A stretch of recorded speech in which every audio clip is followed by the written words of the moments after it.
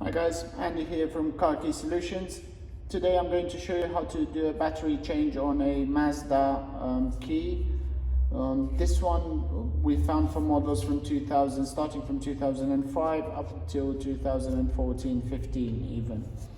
Relatively simple procedure. You'll need a small flathead screwdriver to perform this battery change.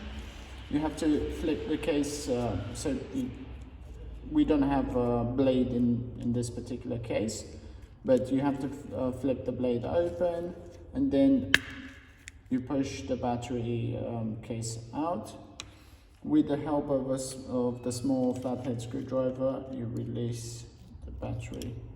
Okay, when pushing these components out, please be very careful, and as well when you're pushing the battery out, be very careful not to damage any of the circuits inside, as the key will stop working for your car, okay, if any of the components are damaged. So if you don't feel confident into doing this, please seek help from a specialist or leave your key with a specialist and have the battery changed. So in our case it's a CR2032.